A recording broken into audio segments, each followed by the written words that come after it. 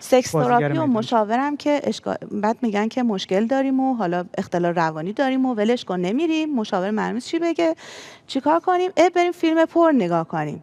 و نمیدونن این فیلم پورن چقدر میتونه آسیب زننده باشه. چرا؟ به خاطر اینکه فانتزی‌های جنسی خیلی زیادی رو ایجاد میکنه. دیگه اون فرد نمیتونه با افراد خیلی معمولی مثل همسرش وارد ارتباط بشه.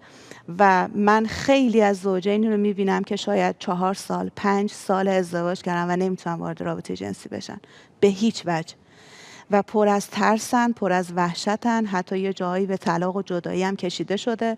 خانواده ها اومدن وسط، این چه کاریه؟ به این درست کنین، کاری نداره، این چه چیزیه، چرا شما تو این گیر کردین؟ دوباره اینا با ترس و وحشت خانواده ها دوباره برگشتن و نمیتونن.